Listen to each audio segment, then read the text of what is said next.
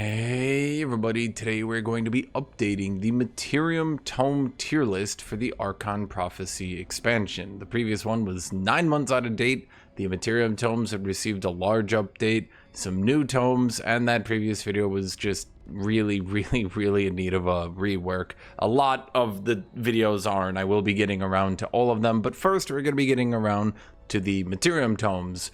As with all my videos that I do going over tier lists on the tomes, do note that when I say tier list, that will be at the end of the video. If you want to just skip to the end, that's fine. A lot of people probably already do that, but the term tier list is really me kind of using that as a Trojan horse for discussion, because now that you see tier list, you click on the video, you look at it, now we can discuss all the tomes, and we can discuss using them all, and when they're good, and what makes them good, and what makes them bad, which I think is a lot more usable for people than to just know this good, this bad. I could go over it in 15 minutes, and it would probably get clicked on a bit more, but it wouldn't end up, in my opinion, being as good of a video. When I first started doing these tier list videos, the problem was almost all the information for Age of Wonders 4 was about as out of date as my tier list videos are now, which does mean that I need to go over them, because otherwise what was the entire point of doing them in the first place, to actually give people up-to-date information? Age of Wonders 4's popularity, when it was popular, it dipped really hard, and then it got more popular later on. And so when I started playing the game again is when a lot of people started playing the game again, but the videos made for the game were all from the game's launch, which made that everything was just so horribly out of date, none of it was usable. So and with a lot of my videos, you'll actually see it as I go game to game. I kind of do it like a fine, I'll do it myself thing, where if I can't find usable information to help me learn the game, I'll painfully learn the game through everything I can, through asking people better than me, and eventually I'll compile enough that I can put out videos and information for other people to learn on, which is the point of all this, is to help everybody learn, right? So, as always, you guys need to make sure to like, you need to make sure to subscribe, and you need to make sure to leave a comment. These help me a lot due to the algorithm. When I originally did these videos, that algorithm helped my channel a lot and kickstarted it pretty hard. So you guys actually helped me out in immeasurable ways, more than you could possibly know. And I thank you all for that. Obviously, it was a really nice thing, but if you can continue to do that, that will continue, of course, to help me. Now, Materium Tomes did get a big update in the Giant Kings expansion, and they did get a big well, I shouldn't say a big update. They did get some balance updates going into the Archon Prophecy expansion as well. So, updating my tier list tomes around the Archon Prophecy expansion is a good time, because now almost all these tome tier list videos are just getting so laughably out of date that they're pretty much just not usable in the modern day anymore. They're not even useful for anything. And to be honest, I think that as compared to 9 years ago, I've just gotten a lot better at making videos, frankly, and I've gotten a lot better at making content for you guys to listen along to, which, as always, if you guys just want to listen along, then you can do that. You don't need to watch everything I'm doing, you, me, here, ourselves, okay? You can go put me on your second monitor. You can just do any of that. It's totally fine. I probably drank too much caffeine today, so we're a little bit energetic right now, but I was sick. But the thing was, I detoxed. When I was sick, I didn't have any caffeine for like a straight week, and today and yesterday I had as much caffeine as I normally do, which is definitely too much after you detox. At any rate, let's start talking then about Materium Tomes.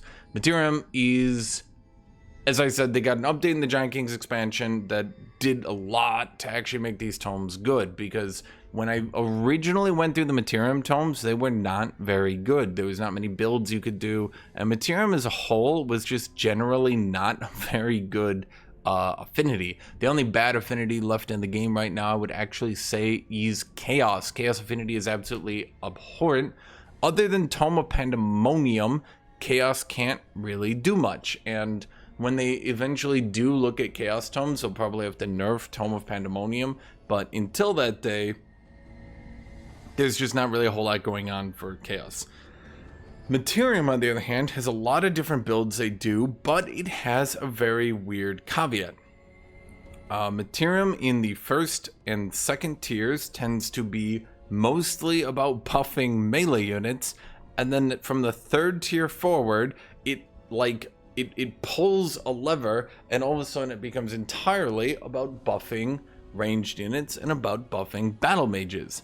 And that shift right there is very odd, and it makes it very difficult to build around Materium tomes at time, simply because the way they function is early on and then later on are totally different things. So let's talk about it. Okay, number one, Tome of Discipline. Where would I rank Tome of Discipline? In my opinion, I would call this a C tier tome. As the last time, and I will go over some changes, so if there have been some changes to tomes since I did my last video, I'll try to note them, but also, I just want this to be a standalone video. I want the last video to just sit out of date, and maybe you can go watch it if you miss it and it's your comfort food for some reason, but this should, for the most part, totally replace it. In fact, not for the most part, this should 100% replace it. You should never, ever have to go back and look at that old video ever. That you will not have to. I will say you will never have to go back and look at that old video. So Tome of Discipline is not very good. I'm gonna go to C tier. Our tomes are gonna be S for probably overpowered, A for very, very good. A is those are just like solidly good picked tomes. B is good tomes, but probably always going to be losing to their A tier cousins unless there's a good situation for it. C tier tomes basically never have a world in which I would actually say that they end up being good for one reason or another, which is a bit of a frustration for C tier tomes, and Tome of Discipline definitely is in that C tier. Now, it's not to say C tier tomes are never good. There are situations where it can be good, and there are situations where even C tier tomes can fit into a build. I've even seen some builds actually fit in Tome of Discipline and not be jokes, so that you can kind of keep that in mind. It's just Tome of Discipline baseline is just not very good. We have 5 spells here and a special province improvement. SPI. Now, the special province improvement does give city stability, which is pretty unique for a special province improvement. That's something that you don't really find. It gives city stability, it gives draft. Draft is one of those things that you don't really want it until you want it, and then once you do want it, you never have enough of it actually in your build. So it's often good to have draft around through things like the monastery. Being, though, that it is a conduit, which I would generally call the worst sort of province improvement, it's going to suffer. If this was on practically any other kind of province improvement, it would actually end up making this a good chunk better. But it also gives us 2 city stability per nearby farm and 3 draft. You can surround it in farms, but there's much better buildings to surround in farms. At either rate, even with 3 farms around it, we're looking at 16 city stability and 19 draft, up to 22 drafts if there's 4 farms around it. So it's a good source of draft. That's a good chunk of draft and also city stability. So that special province improvement is not even a bad one. Some people might even call that a good one. As for its spells, there is Mantra of Purification. Now, almost all the cleanses in the game have been nerfed since I last did my tier list videos.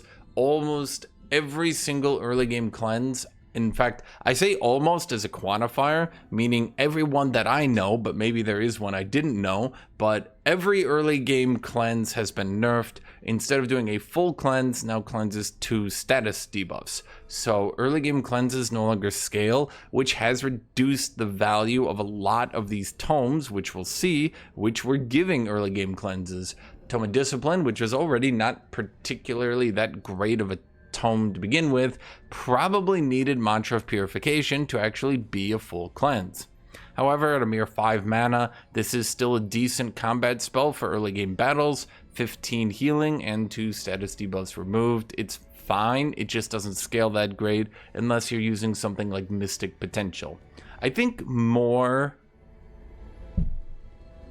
just as an aside, as a thought to myself, I think more cultures should probably be able to use combat spells and be able to use world map spells that get out of date other than Mystic Potential, because frankly there would be a good use for builds that could actually use these Yeah. The monk unit itself, as the last time we looked at it, tier 2 units tend to be the worst units in the game just because of how they come into the game. Tier 2 is the absolute worst tier to get units. Tier 3 units tend to have very large power spikes. The devs just do that. Tier 1 to tier 2, you tend to get like 10 health, maybe 1 defense, maybe 1 resist, and then that's about it. You often get more damage, and that's like about it for tier 2. To get to there, that's a significant increase in draft, a significant increase in gold, a large increase in upkeep, and tier 3 units tend to just blow them out of the water so hard. In fact, we can see the jump here. If I look at individual units here, if I look here, I'm just trying to show you just the difference between fighters. If you look at like a tier 2 Wind Rager and then a tier 3 Corrupt Soul, and I'm just looking at the closest tier, you can just clearly see the devs just make tier 3 units get these huge power spike that tier 2 units just can't compete with. So 99% of the time it's best to save to just get to a tier 3 unit. And I'm just going to say this at the beginning of this video so you guys know this, because I'm going to say this a lot. Tier 1 and 2, tier 1 units are okay, especially as summons. They're good. Summons are good. Build out of your city are okay. But tier 2 units buildable out of your city are just not. It's like they're an anti-premium. They are nothing burgers. It practically doesn't even matter what the monk does. The meta for tier 2 units coming out of tomes is just absolutely abysmal.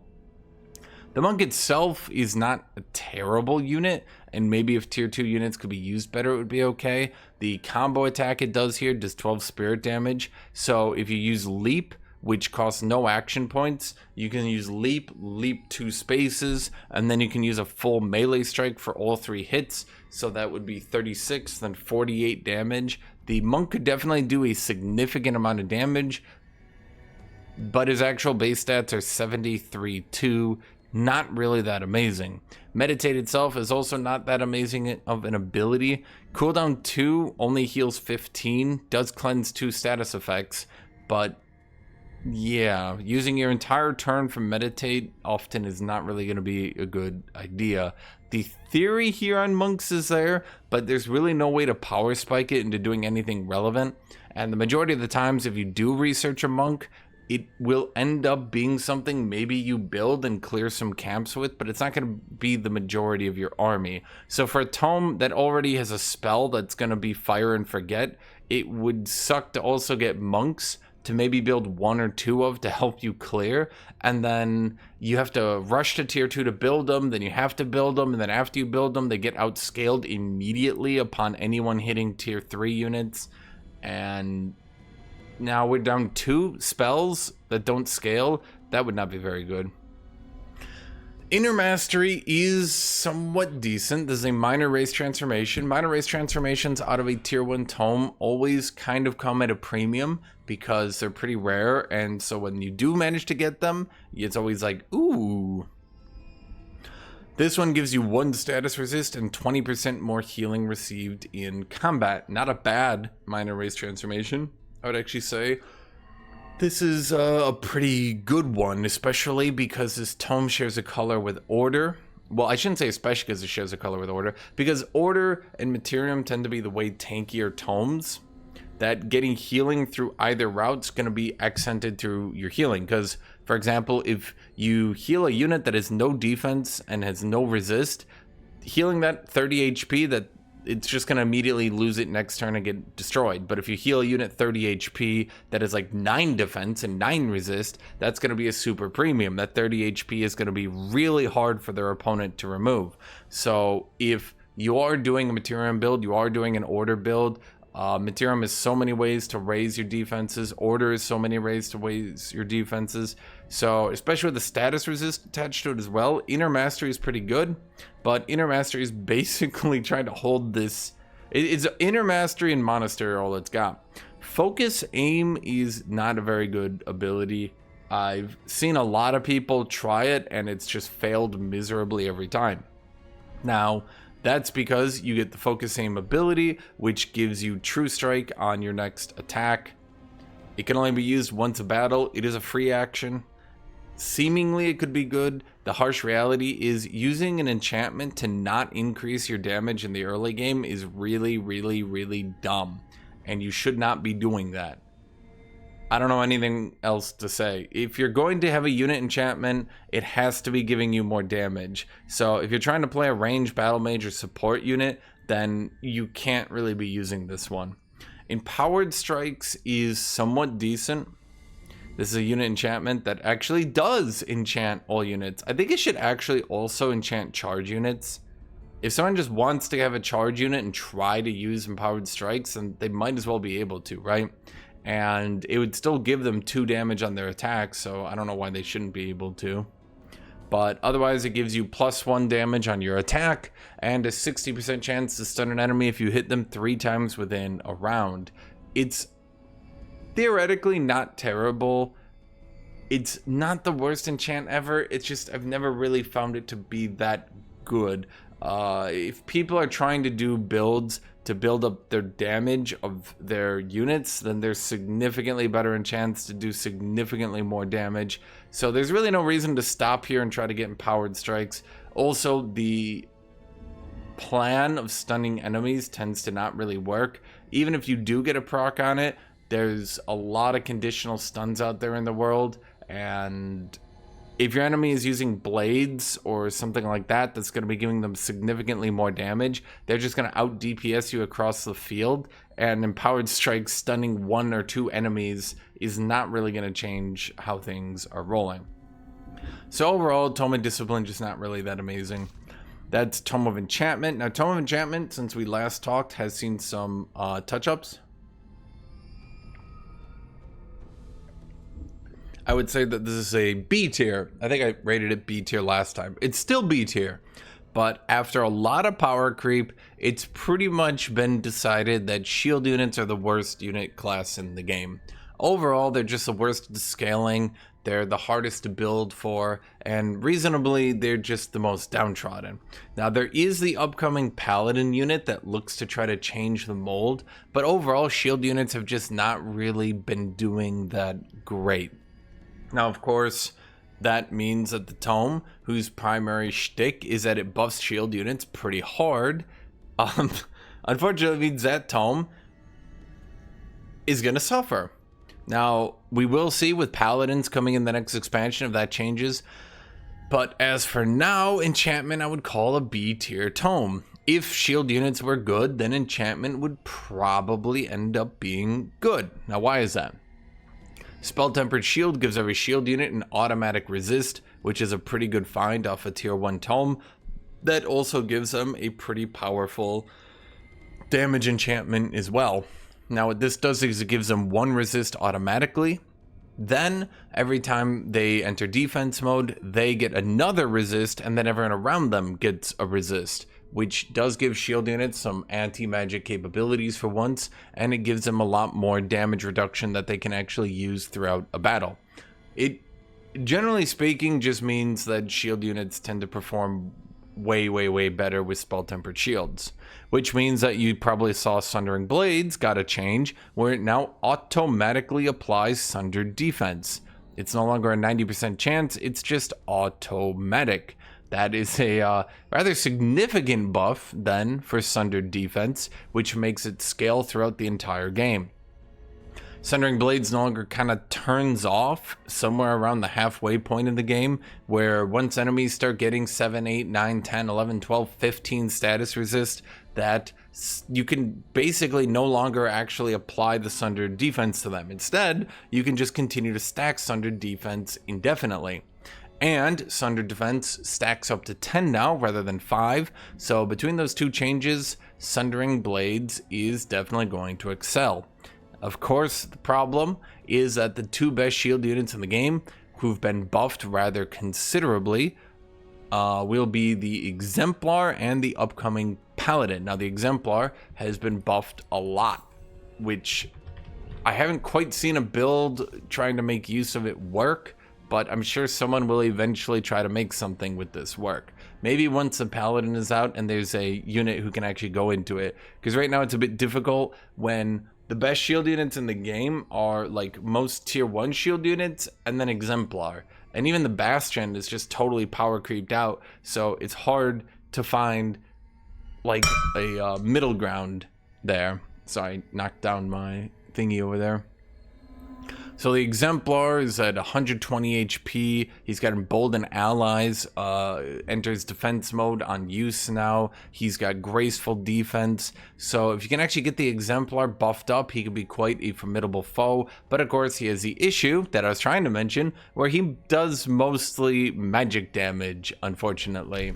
Which does mean that the Tome of Enchantment has a bit of a weirdity to it, where Sundering Blades will, even though it now stacks indefinitely, runs into the problem where it, unfortunately, the best shield units don't do mostly physical damage in the late game, which is super awkward and funny when you think about it, because it was good that Exemplar did mostly magic damage, but now it makes it hard to synergize a build for him that actually uses Tome of Enchantment. Awakened Tools is okay, but it has the same problems it always had in the past. Draft is really good, production is really good, slapping this down on a city, just fire and forget about it, is really good. Problem is, -10 city stability can often drag down your city stability, which will drag you into unhappy. If you are unhappy, you'll lose most of the production bonus that you just paid to get anyway. Not all of it, but a lot of it, which you really want to be keeping that production bonus, right? It does allow a city to churn out goods throughout the entire game. It's not as good as Fanatical Workforce. I think Fanatical Workforce is better, although you have to pour more mana into Fanatical Workforce. The end result is your cities can get built up and done in such short periods of time. Awakened Tool needs longer, but it doesn't take as much mana while you're going about it. I do believe I remember mathing it out originally, and with the upkeep on Awakened Tools, it took until the turn 7, I think it was, for Awakened Tools to really start making an advantage over just spamming the Tome of Zeal version of it. So that takes us to summon Copper Golem, who is kind of pathetic. I don't really need to go into Copper Golem and show you guys this. He's got the 1 extra defense that polearm units have, which is actually a weird class bonus that polearm units have. A lot of people don't know that one. Polearm units all have +1 defense. I didn't know that until I actually looked in it and I was like, oh wait, they all do. Every polearm unit gets +1 defense to try to resist charge units. Copper Golem though only has 65 HP, not even 70, which is kind of sad. If he had 70 HP, I think he'd be a lot more usable. If he had 75 HP, it would definitely make up for him being a non-racial unit. Biggest issue Summon Copper Golem also has is he's a summon polearm unit in a tome that buffs mostly shield units. But we can get, at the very least, a summon here, a damage spell here, a good scaling buff for shield units here, and a good buff for our cities here, and that draft allows us to continue to churn out more and more units as time goes on. Runecarver's Camp is a quarry with 15 draft. That's all it has. This is not really the most amazing special performance improvement. I would call it firmly decent enough to be worth building into the later game, but I wouldn't really be calling this anything special, anything really that I would never take a tome just to get to Runecarver's Camp. So overall as a tome, it's B tier. Buffs to Sundering Blades has definitely allowed it to at least keep up with power creep, but shield units overall just totally falling off the meta and collapsing has meant that spell-tempered shields, bastions, and definitely the awkwardness of trying to get to Exemplar to actually have a tier 4 racial shield unit, it's definitely made shield builds not really the most viable as the game continues to move on, but we'll see what happens with Paladins. This takes us to Tome of Alchemy, which I would definitely say, I'm going to rate this one down. I'm going to rate this one way down, probably further than it should be, because it has just lost out immeasurably. Tome of Alchemy used to be invaluable because of Alchemist Lab. Alchemist Lab was one of the best special performance improvements that you could get out of a tome, and it didn't really matter how good the rest of the tome was, so long as Alchemist Lab was really good. Anti-magic tincture has been changed. It's no longer a full cleanse, so there's one big nerf it's gotten. The second big nerf it's gotten is that Tome of Faith has been buffed. Tome of Faith now has the Summon Lesser Light Spirit on it, which means that you now have Staves of Mending, and instead of the useless Chaplain unit, we now summon Lesser Light Spirit. So in combination with the Convent, the Abbey being pretty good, the Summon Lesser Light Spirit, the Tome of Faith has, for most builds, totally eaten Tome of Alchemy in doing exactly what it does. There's also something here that a lot of people don't realize, which is the Abbey is costed as a Tier 1 Special Province improvement, but the Alchemist's Lab is costed as a Tier 2 Special Province improvement. So is School of Cryomancy, by the way, so I do believe they did that intentionally to nerf the Cryomancy and the Alchemy so that they would actually be balanced instead of just like automatic pick and builds. But because that didn't happen, unfortunately, to Abbey, it means that Abbey has totally eaten Alchemy's lunch and in a lot of ways just replaced it in doing exactly what you would want from it. Now, Alchemy does remain somewhat viable. Mysterious Tonic is still a somewhat decent upgrade for your supports. Not too great, though. Fumigation does remain a pretty decent siege project. Not too great, though. You can combine it with Raid Defenders. I think it's Raid Defenders or something like that. You can combine Fumigation with that and do so much damage to Defenders that you can win most early game sieges just through damaging out their early game units. So that one's not too bad. Material Refinery, though, also pretty much, in my opinion, loses out to Convent. Because if we look at the Convent, and this is why I'm saying these tomes are so similar, the Convent gives us knowledge and mana for each city stability level above unstable. So long as you are keeping yourself at a, I think it's about 20 stability to reach that amount, you're getting 10 knowledge, 10 mana. And as we get more buildings, and as we get more stability, this will just continue to give more and more. Now, that's not to say that Tome of Alchemy, again, is useless. Sometimes you want Materium Affinity, and sometimes you want Nature Affinity to make a build work. So it's still a plenty fine tome. It just isn't a great tome anymore. And even though it's good, I would say that it's fallen very far out of favor for a lot of people. And it's unfortunately seeing the problem that if your main use is a special province improvement that you can get elsewhere, that a lot of people will, in fact, look elsewhere. I think maybe what the devs could look into doing is,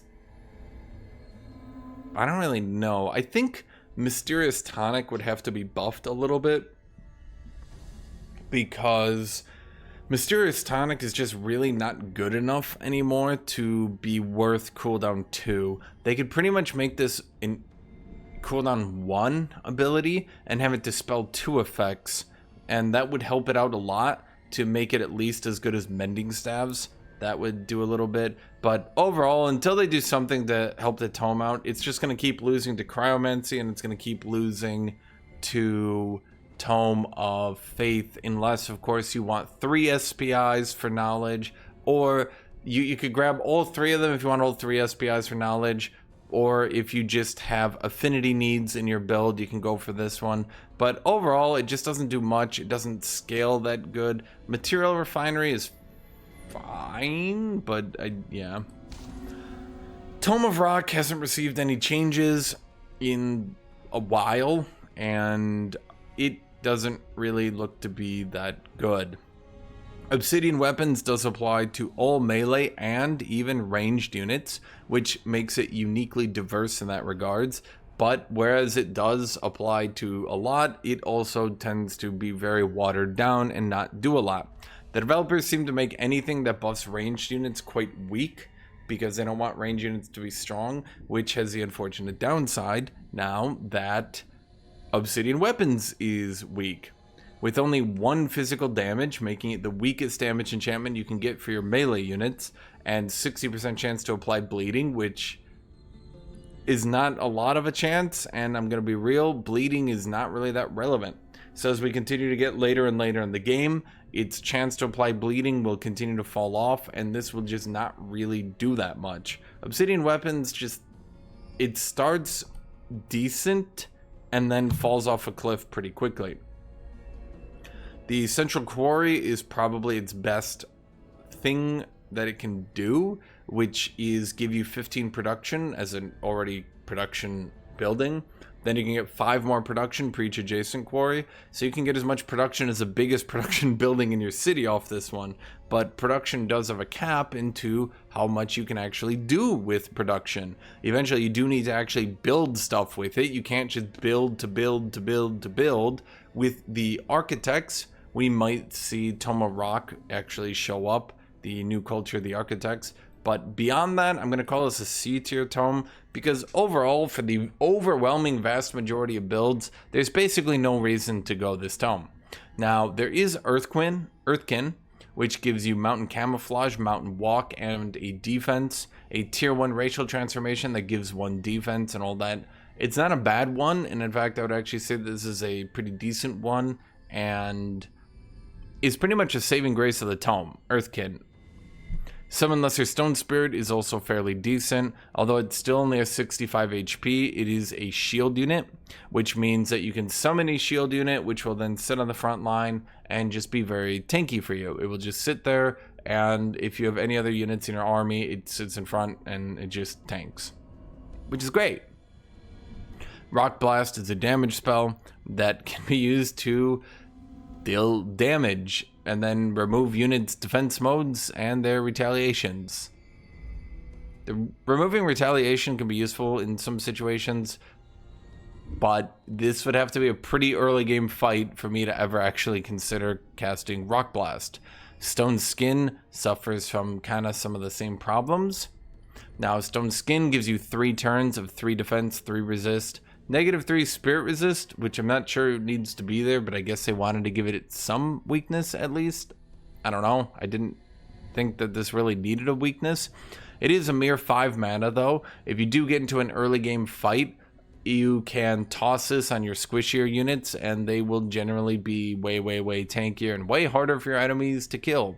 The gargoyle itself is actually kind of a unique thing coming from Tome of Rock, in that gargoyle is actually a tier 2 unit that you can build from your city after you research it from the tome. It's a general shock unit. It does pretty decent damage, but its unique thing is defense mode turn to stone, which this is a very unique defense mode. It heals itself, gets Stone Skin, making it even tankier. So it gets defense mode, bringing it to 5/3 stats. Then it gets Stone Skin, bringing it to 8/6 stats, and then it heals a little bit. So the gargoyle is quite a stinky little dude who enemies will have a very hard time removing from the field early game. It's unique, and I mean, there's nothing quite like it else in the game, but it's not really that good. One thing I think the developers could do to emphasize the gargoyle and maybe, build up on the whole construct theme, or I think this is an elemental theme, make a greater gargoyle. Make a greater gargoyle that this guy evolves into. Just put it in the base game, and I think that'd be pretty cool. I mean, it wouldn't have to be exactly this, like maybe this kind of model, but like, beefed up a little bit and stuff like that. And then have this guy level up to it, make a tier 4 greater gargoyle. Although, maybe that would be much for him to level into a tier 4 unit, but it's just what I was thinking. At any rate, the Tome of Rock just sort of comes up short. I think the only people who might end up using it are the new culture, but I haven't played with them yet. They could end up using it, otherwise it's C tier for your average culture. Tome of the Construct, on the other hand, is quite a good one. Now, I wanted to put Tome of the Construct into A tier, and I was going to, and then I did, apparently. I'm going to call Tome of the Construct an A tier tome. Some people would call this a B tier tome. I would call this an A tier tome. It's weirdly good. In fact, it's not weirdly good, it's just quite good. Since we last talked about Tome of the Construct, the developers did do one buff to it. Cascading Command Reposition is just as good as ever. I'll go over all of these in 1 second. Everything else in the tome is just as good as it ever was, unchanged, but Cascading Command Defend has been buffed a lot. It now, along the entire chain, and I will explain what the chain is in 1 second, but a lot, you know what, in fact, I have to explain the chain now or else none of this makes sense. The entire thing with Tome of the Construct is not, in fact, buffing constructs at all. Shocking. Call it Tome of the Polearm, really, I think would be the best way to put it. Tome of the Shield? Tome of the Polearm and Shield Brothers. That's probably the best way to phrase it. Tome of the Pyromancer Part 1. At either rate, this tome's entire shtick is a two-parter. One, you get Linked Minds. Linked Minds gives your entire race, it's a minor race transformation, it gives your entire race Linked Minds buff, which applies later. But it does give you Flatline, hyper awareness when you're standing next to another unit with Linked Minds. So all your units, as long as they're standing next to each other, generally you want to stand in a line. It's really silly looking, but you stand in like a giant line. And hyper awareness makes you immune to flanking, so enemies can't even fly past your formation and hit you in the back. This makes you tanky in a lot of ways that you never actually knew you'd be tanky. Once you do have Linked Mind, you can use Cascading Commands. Now, Cascading Commands, there's 2 of them. It buffs one unit, and then that buff cascades to the unit adjacent to it, so long as that unit also has Linked Minds. And it cascades again if that unit has Linked Minds. And it will cascade indefinitely down a line, so long as everybody in that line has cascading, or so has Linked Minds. So Cascading Command Defend could hit literally all 18 units in your army. All 18 units deployed and on the front line, so long as you have Linked Minds, and because Linked Minds is a minor race transformation, it hits your heroes. So even your heroes will get Cascading Command Defend. Now this one was buffed, you have 2 negative status effects removed, and you get Defensive Masters. Defensive Masters means at the end of your turn, every unit with this will always enter defense mode. Now this is quite good, because defense mode just makes you tankier, which generally is nice.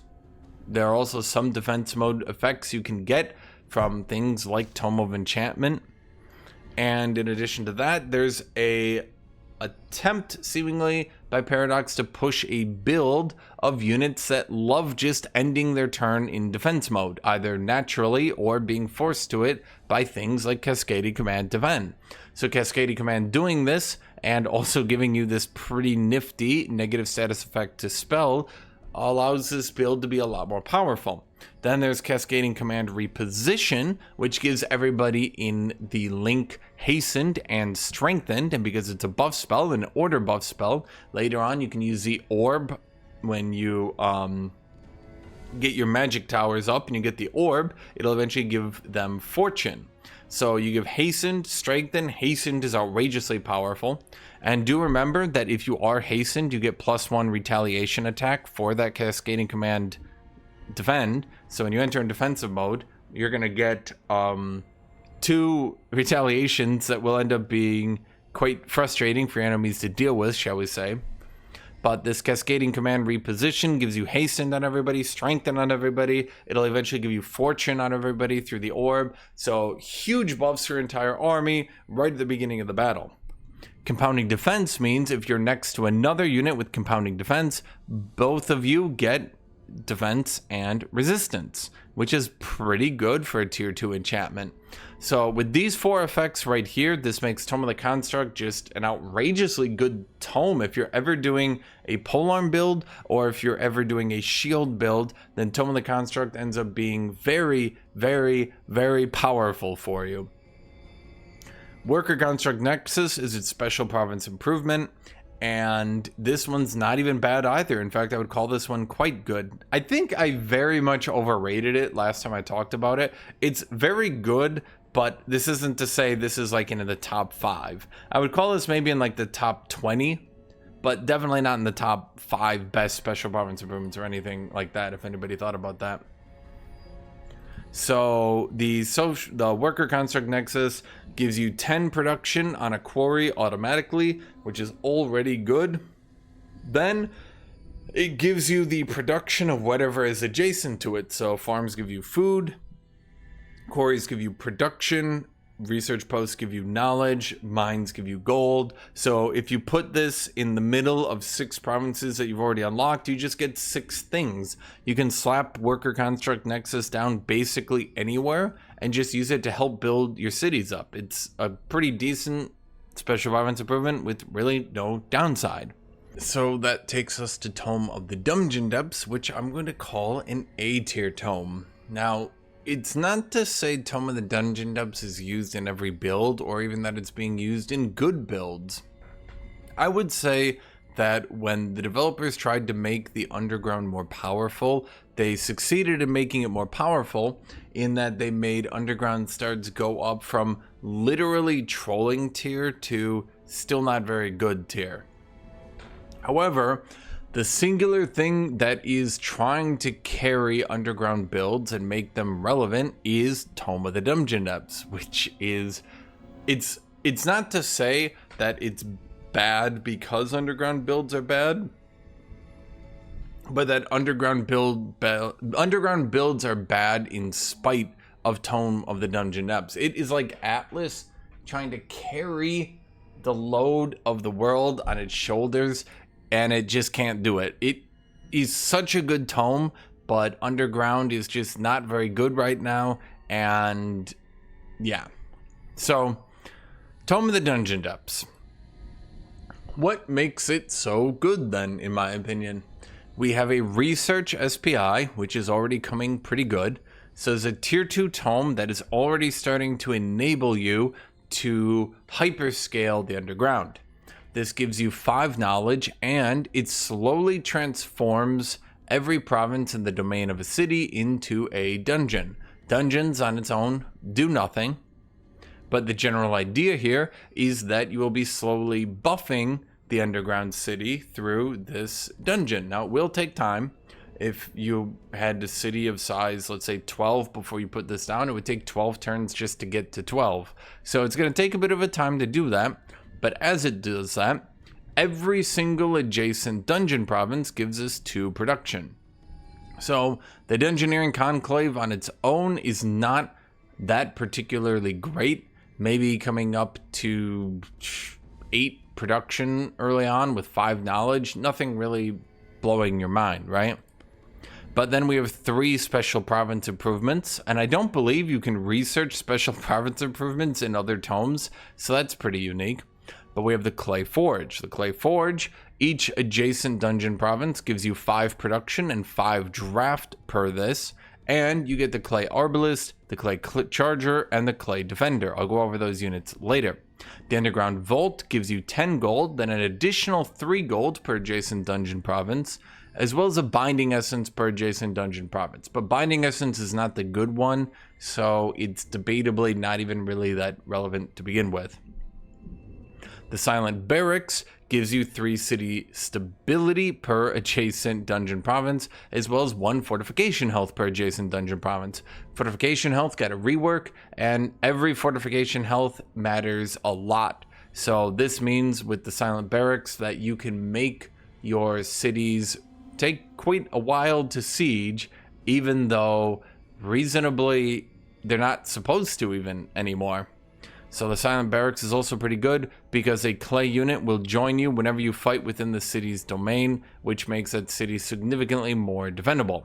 It then also gets one of the most powerful unit enchantments I've ever seen. Underground, every unit in the game that has a unit type, it should just say everything. It should just affect every unit. It should even affect your mythic units, let's be fair. But every unit in the game gets Cave Walk, which is pretty good. And when you're underground, you get a defense and a resistance. which is 10% damage reduction, and when you're above ground, you deal 10% more damage. This unit enchantment is really, really good in that it just works into every single build. It's just there. It's just quite good, this one. Although its actual effect isn't that amazing, the fact that it just affects everything and works in every build is quite wonderful. Dungeon Hazard itself here is also a pretty powerful world map spell that scales the entire game. Target army suffers 15 physical damage, doubled if they are on a dungeon province, although the damage itself isn't really the big deal. It's that for one world map turn, whenever that army enters combat, every unit in that army is slowed for 3 turns. That's quite powerful right there. So, Tome of the Dungeon Depths, underground builds are bad in spite of Tome of the Dungeon Depths. They're definitely not bad because of Tome of the Dungeon Depths. This tome here is still quite good. Now, the clay units themselves are pretty unique units that you can make any build out of early game, and you can churn these units out into armies, and you can churn these armies into the above ground to go invade people, to go burn cities, and just generally pillage and win the game. They are the Clay Charger, the Clay Arbalist, and the Clay Defender. Now, I'm not going to try to go over every single one of them because this might take a little bit of time, and I've actually gone over them a lot. But the general idea is they're all non-racial. Despite looking like your race, I assure you they're non-racial. As frustrating, as annoying as that is, they have below average health across the board. They have, a below average health across the board, average defense and resist across the board, except you, Mr. Clay Defender. Why does a Clay Defender get 3 resist and the Bastion gets 2 still? But at any rate, their main thing here is, of course, Legion. Every single Clay unit has Legion. For every friendly Clay unit, up to 4, but for every friendly Clay unit on the battlefield, they get 1 defense, 1 resist, and 1 physical damage. So it stacks up to 4 defense, 4 resist, and 4 physical damage. A Clay army all buffs each other, and they become very, very, very tanky and really, really damaging. Those effects were increased then on single shot effects. Single shot, like the Clay Arbalist shoot crossbow, who will now do 38 damage, and the Clay Charger's Clay Strike. Although the Clay Strike is a bit frustrating because it is pre-nerfed to make up for it, which is a bit annoying. This will only go to 29, which is still a lot, but whereas the Clay Arbalist goes to 38 because he's already doing 30 damage, the Clay Charger is pre-nerfed a little bit down. The Clay Defender is also pre-nerfed a little bit down. Clay Defender only comes up to 14 damage even after that, so the Clay Defender is definitely the loser here because all Clay units are going to be tanky no matter what, and then the Clay Defender can't even do good damage to make up for it. All Clay units also have Undying, which makes them difficult to actually remove from the battlefield. One unit with Undying, it's pretty easy to sit a unit on top of it or kill the body, but when their entire army has Undying, it can become difficult. So when you just get to tier 2 and you churn out a Clay army, another Clay army, another Clay army, you can easily send those to the above ground to your nearest target, and you can actually try to wipe out another player with these Clay units. And due to the fact that the Tome of the Dungeon Depths generically buffs every unit type in the game, it's pretty easy to make builds of these Clay units that will be supported with whatever tomes you happen to go in tier 1 with, and these tier 3 units will run out and just beat the crap out of whoever. Supported, of course, by Dungeon Hazard, they're not even weak. And of course, you got the Clay Forge giving you a lot of draft to work with here. So this brings us to the Tome of Shades, which I believe is another, what I'm going to call, C-tier tome. Unfortunately, Tome of the Shades, it's C-tier, despite the fact that it is quite a good tome at countering things. Now, that's not to say that this tome never sees play. It sees play a lot, in fact. But the problem is, any build that actually tries to use Tome of Shades, as Tome of Shades will fail utterly. The only thing to do with Tome of Shades is to use Shadow Blades in combination with Living Shadows, and to maybe go back for it and pick it later on after you're done with your tier 5 tome. But you never really want to get this tome early on. It's not really going to do you any good early on. Why is that? Because Tome of Shades has nothing it really does good other than the two things I just mentioned. The Shade unit itself is understat. For a skirmishing unit, every other skirmisher in the game is 93-3 stats. This one is 93-2. I'm not really sure why. Assassins are normally anti-mage. Apparently this assassin actually is weak into mages, which doesn't really make the most sense. Its special ability is Shattered Escape. When it goes below 30% HP, it blinds all enemies around it, and it teleports 5 hexes in a random direction, but that should have been changed to 5 hexes away, which will be a lot better, but in my opinion, not nearly enough to actually make this good. Now, its Throw Shadow Dagger is very low damage for a ranged attack. Normally they're 24 damage, this one's 20. So we're eating about we're eating a 20% damage penalty for this one, which is definitely rough. But it does have a 90% chance to blind. If you do blind an enemy, you can use Shadow Blades, which will go into a second, and you can use Fatal Strike on your other shades to try to assassinate a target. Overall, the idea, the power fantasy of the Shade is never really quite reached, and despite being a tier 3 unit that should be pretty decent, the Shade never really gets to the point of actually being that good. So that brings us to Shade Network, which gives you 10 knowledge, which is good. And it gives you 10 knowledge for each non-owed city that shares a border with this city. At most, that's going to be 1, and that's about it. If it was each city that shares a border, period, you could use it in your own cities, and this would be 20 knowledge, maybe 30, maybe 40. But the general idea is you're supposed to use your cities, spawn them real close to enemies, put them next to maybe 2 enemy cities, and then you get 30 knowledge, but then you get a bunch of, unfortunately, you get a bunch of war justification to them, which means either A, they now get to instantly declare war on you and generate a lot of Imperium, or B, you will never declare war on your enemy again because it will give you a negative 60% Imperium penalty to do. So Shade Network doesn't quite work in theory. Then there's Rending Shadows, which is a 1 hex radius, 16 damage, 90% chance to blind, 90% chance to sunder defense. It's okay, but it's a combat spell that's not really that amazing either. So the only 2 good things this tome does, which is why I would call it a pretty good counter tome, is Shadow Blades and Living Shadows. Shadow Blades is, whenever an enemy is blind, this unit ignores 50% of their defense and 50% of their resist, which is pretty strong. Living Shadows is a minor race transformation that gives your entire race 10% evasion.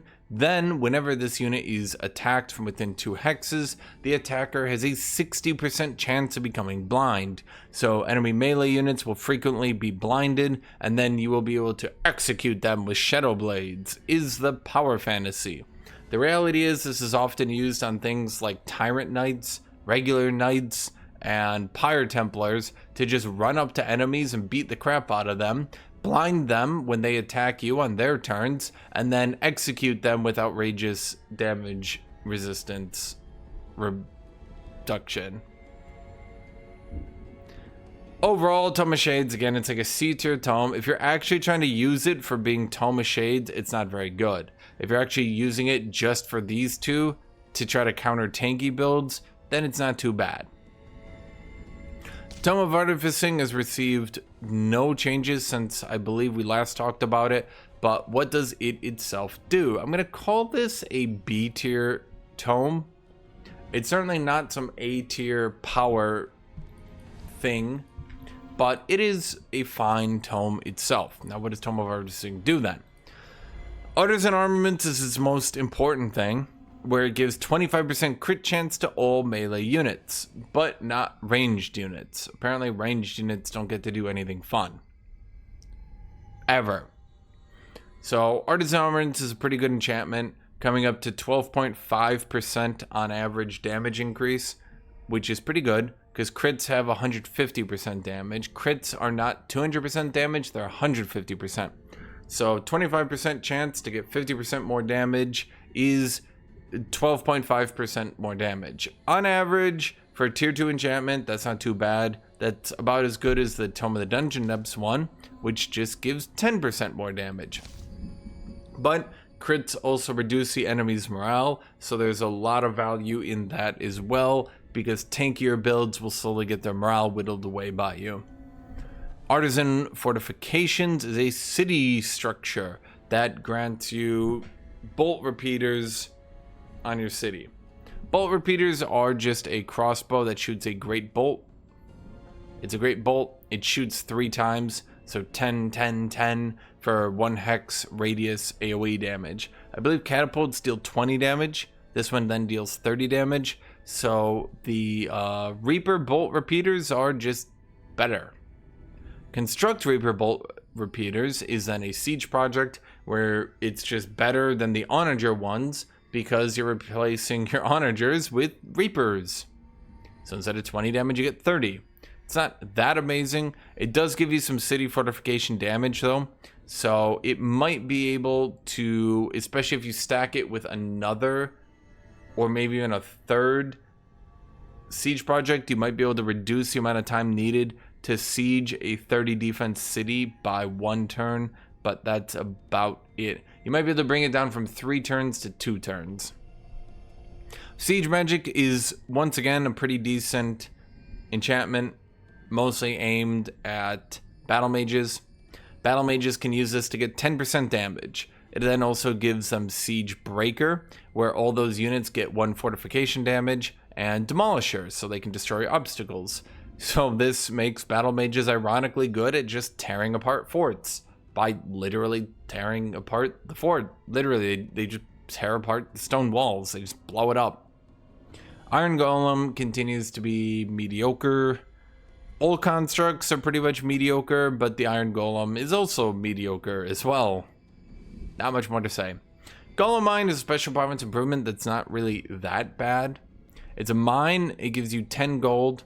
It then gives you 5 production per adjacent quarry. Next to 2 quarries, that would be 10 gold, 10 production. Not too bad. Its main use then is that it gets an Iron Golem on your side for combat in this city's domain, which just makes the city more defendable.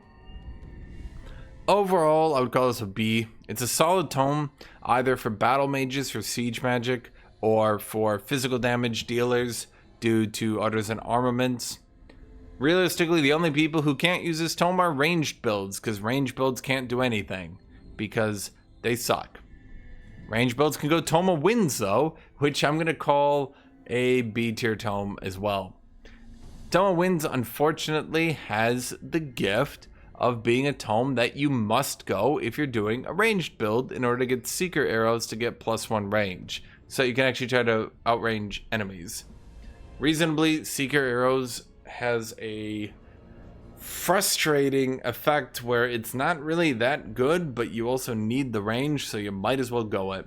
All the best range units in the game have some sort of special attack that has an always hit aspect to it.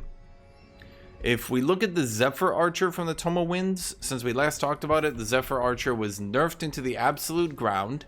So the game launched, Zephyr Archer got nerfed into the ground. It remained like that for a while, and then it recently got unnerfed out of the ground and is now still not that great, but at least it can be played now. Zephyr Shot is back to being a base ability, so it does scale, which means that archers can actually be played now. Zephyr Shot does 30 damage and is now a base attack, but it's not a single shot base. Target unit sustains damage, and then all units around it sustain 50% of that damage. And because that's at 6 range, and you want to be boosting this range as much as you can, this means that Zephyr Shot is pretty decent. The Zephyr Archer also got 40 base movement speed, which allows it to reposition a lot better. So the Zephyr Archer definitely got better. Probably going to have to wait till next expansion for them to work on ranged units. Now that they've worked on battle mages and they've worked on supports, the only unit class that's really still suffering is ranged units. So I just have to assume they're going for ranged units next. But for now, I would say the Zephyr Archer and the Longbow are the two best ranged units. So the Zephyr Archer is not even that bad right now. The Glade Archer is fine, but I'm not really going to call it that good. The Zephyr Shot is also fine. Although, I guess if it was single shot, we'd be getting PTSD, right? It probably should be single shot, though, considering it's 30 damage and 3 actions. But the Tome of Winds itself, it gives you a pretty solid unit. It gives you Seeker Arrows, which is a solid unit enchantment. Even if there's some flaws with it, of course. Abducting Cyclone, which is a weirdly good combat spell that a lot of enemies don't suspect. The closest unit within 3 hexes gets pulled to that hex, which then allows you generally to shoot the hell out of it. And even if it does survive, it's often stunned. But there should basically be no way that a unit you pull with Abducting Cyclone should be alive. And due to the fact that it's a mere 15 mana, this makes it a pretty good combat spell.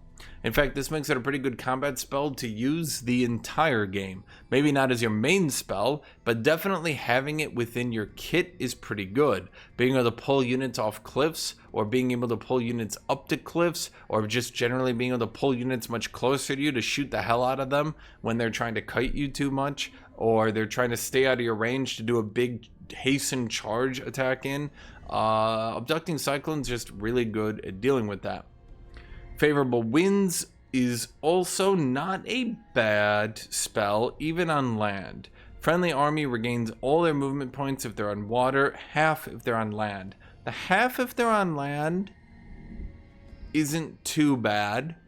I would like to see the spell maybe go down in casting points, maybe to like 40-40, so that it can be spammed a bit more in combat, so that ranged units can have a bit more tempo to try to, you know, turn to turn, take more battles and stuff, because ranged units are always playing from behind right now. But overall, between these 4 choices, Tome of Winds does fine. Alternatively, you've got Summon Wind Rager, which is a summon tier 2 unit. Summon tier 2 unit from a tier 2 tome is awkward, but there we go. I don't know. It could be a tier 3 unit, especially because, well, we'll see. At any rate, the Wind Rager is another spirit unit. Spirits did get buffed with Spirit Resist. There's no actual spirit unit type, by the way. There's just spirits. They all look exactly like this. That's just how they look. He has Wind Barrier and he has Wind Barrier Aura, so it does apply to friendly units. He has Frenzy, so he gets strengthened on every hit. He has melee strikes with 15 damage. For a fighter, 15 damage is pretty good for a tier 2 unit. That's actually 1 above average for a tier 2 fighter, I think.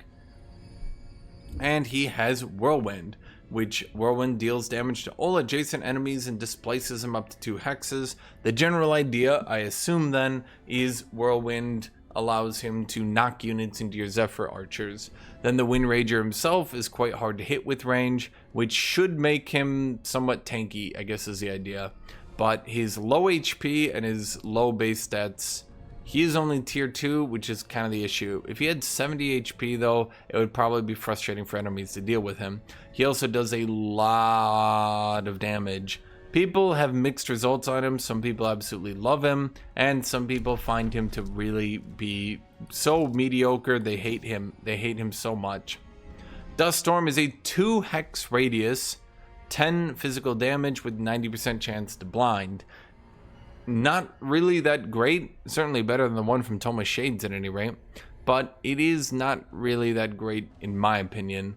Blind, especially on ranged units, has questionable value. It just removes a retaliation so you can safely move out. From that perspective, it's pretty good, but you'd have to apply this after they get in range, because there's no way I'm going to be dust storming enemies before they get in range, especially because it only lasts for 1 turn anyway. You can try to use it and whack 2 or 3 enemies. Maybe you hit one with blind, you can safely get away without a retaliation. But I've always just kind of found that to be a losing battle. Abducting Cyclone is, in my opinion, just the better one, because you can just pull enemies off your range units anyway, and then shoot them to death. Overall, Tome of Winds is a B tier tome. If range units were better, I would probably think more of it. Tome of Terramancy. Now, it's awkward we're talking about Tome of Terramancy before the other ones. So, well, if I talk about the other ones first, I'll forget to come back to talk about Tome of Terramancy. But Tome of Terramancy suffers because battle mages must do the following things. If you are doing a battle mage build, you must 100% of the time go with Tome of Amplification to get Frenzying Focus, because it gives you +1 range on base attacks and it gives you Frenzy. So you must go Tome of Amplification. And you must go either Tome of Geomancy for the Geomancer or Tome of Transmutation for the Transmuter in order to get a tier 4 Battle Mage. So Battle Mages literally do not have spare tier 3 tomes. And as if I go through tome videos, you'll see a recurring problem here. Here is another tier 3 Battle Mage tome that, simply put, just cannot be picked because Battle Mages cannot spare a tier 3 tome. It's a bit disappointing because the devs reworked Tome of Terramancy and they gave it some pretty significant buffs that otherwise would actually have made it a pretty good tome. First is its special province improvement, which is a conduit that grants it production, mana, and world map casting points. Then 4 mana per adjacent quarry. Now those world map casting points are pretty valuable for any build. Every build likes world map casting points because everyone likes, around tier 3 and 4, everyone likes spamming spells off the world map because this is when they start actually getting good. So Excavated Leyline is just generally pretty good. The first spell in here is Earth Shatter, a terraforming spell that can destroy a mountain. Yeah, sorry.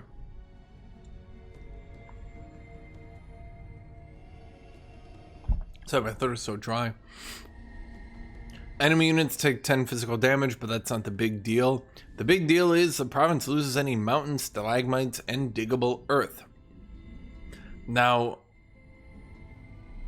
that's it. It destroys mountains. It's a pretty good one. I like it. But, of course, it does have the issue. Summoning a stone spirit is pretty good. And I do like that, but it also feels like this weird addendum onto it. And I'd rather it kind of just cost less and be focused on the mountain destruction. Because I like blowing up mountains. Seismic Shock, and to be clear, Earthshatter it's firmly good, but it's not really game breaking, let's put it that way, anymore. Seismic Shock. Deal 30 physical damage to units in 1 hex radius and automatically inflict slowed. That deals double damage to obstacles.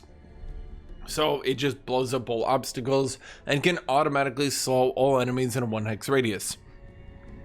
Unfortunately, Seismic Shock also suffers from the fact that at the very next tier, Tome of the Crucible will have Lava Burst, which does the same thing but so infinitely better that basically nobody will ever want to use Seismic Shock again after reaching it.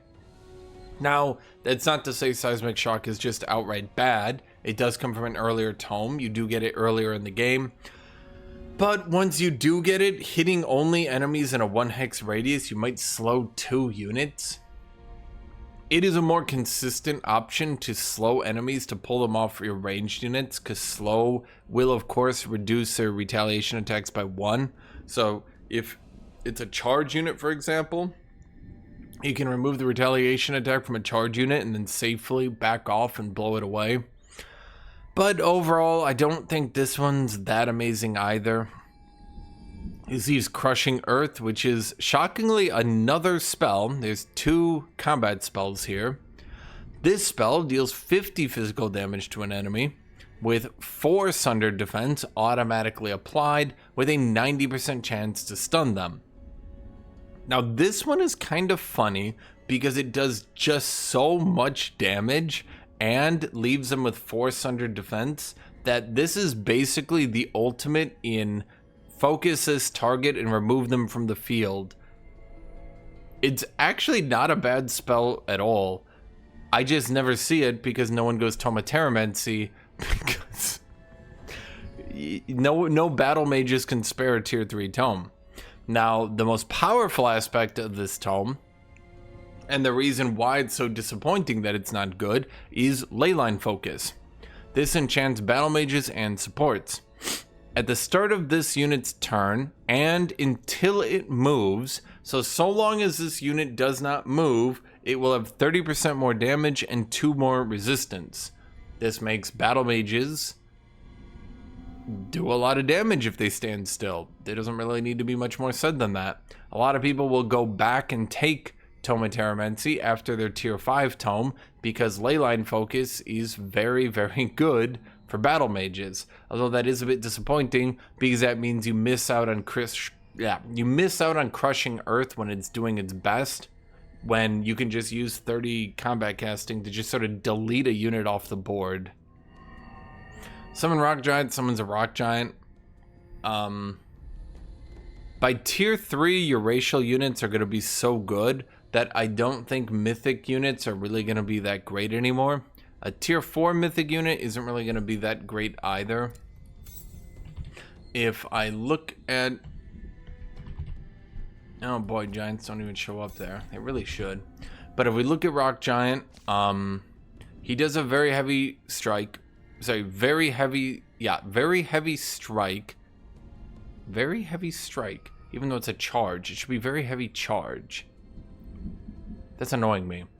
Very heavy charge, which is a 30 damage charge attack with 30% more damage per hex traveled instead of 20%.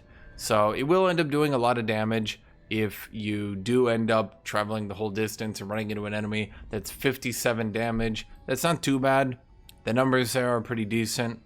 Earthquake Smash is a 3 action ability. Enemy units deal damage to an enemy unit, then enemies within 1 hex of that unit suffers 30% of that damage. That is only against adjacent enemies. Presumably the idea is you charge into an enemy, then the next turn you Earthquake Smash them and try to stun them and do a little bit of AoE damage. They've also got Throw Boulder, which has a 90% chance to slow enemies at range. Decent damage, not too great, but it's a charge unit that has a throwable attack. Overall, pretty tanky unit, 140, 6.5, but it's a tier 4 mythic unit coming out when racial units are going to definitely already start replacing mythic units. You can maybe build 1 or 2 at a power spike right before they fall off, but researching an entire thing just to do that isn't really that great. Siegebreaker's not too bad, and that's about all they've got.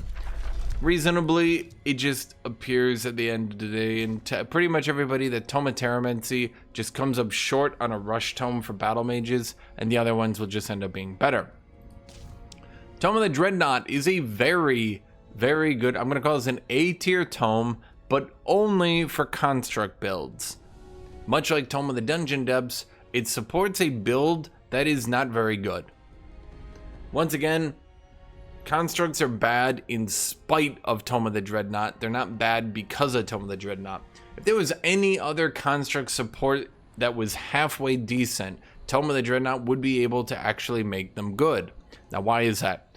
Tome of Construct is one of the only ways you can end up buffing mythic units because of Warding Metals. Warding Metals buffs shield units and constructs, all constructs. Meaning that you will be able to give Warding Metals to all those tier 5 mythics later on and buff them up to be able to do a bit more damage. So Warding Metals helps out a lot with that one. And it's just generally good because what does Warding do? You get resistance and defense against magic attacks. Basically, magic deal less damage to construct. All magic enemies will deal less damage to constructs. It's pretty good. The Tuning Kits is also a pretty good unit enchantment. This goes to support units. All support units get the overcharge ability. This allows them to target a construct unit with overcharge. Overcharge will give them overcharged, which now does actually save 50%. So it will heal them 20 and then give that construct overcharged for the entire rest of the combat. But you can only use it once per battle. It's a bit frustrating, that one. I feel like they should put it on cooldown 2 so you can slowly actually overcharge your entire construct line. What overcharge does is you do 50% more damage for the entire rest of the battle, but every attack you do is a 30% chance of stunning yourself for 2 turns. Now, of course, the thing here is most constructs are going to end up having such ludicrously high status resist that this 30% ends up acting more like a 7% or even a 5% to a lot of them. So it's definitely a flaw, but it's kind of just like it randomly hits you, but it could end up not hitting you for quite some time, for quite a while. Pinning Barrage as a combat spell this tome gets, it's not that great. It has the problem where units in 2x radius suffer 20 physical damage, become marked, and only have a 60% chance of being immobilized. The problem here is if it fails immobilize, it doesn't like slow or anything like that. So what often happens is Pinning Barrage goes down, almost every single one of them resists the immobilize, and then it's awkward because like, oh, well, that's my turn. 60% after all the status resist effects ends up becoming like 20% or even less, which is not a whole lot of chances to immobilize enemies. Destabilized Mana Core is likewise not very good as well. In a 2-hex radius, you mark an area after 1 turn, so the enemy gets 1 turn to move out of that area, but if they don't, it explodes, dealing 24 physical damage, 24 lightning damage, with a 60% chance of being disrupted. Well, that damage tends to get resisted pretty easy by basically anything. So at the end of the day, most people will just sit in it, eat maybe like 25 damage, which does kind of suck, but it's not the end of the world, and it allows them to just make an enemy spell. What does your spell then do? You do AoE 25 damage, and enemies have a 60% chance of being disrupted. The 60% chance, as with the Pinning Barrage, has the problem that 60% chance becomes more like a 20% chance, and then you end up you hit 5 enemies with destabilized Mana Core, but in reality you only disrupt 1. So its combat spells have a bit of a problem. Ironclad, although being buffed in the Mythic buff patch, is still just not that good. I would like to see Ironclad buffed up a little bit more.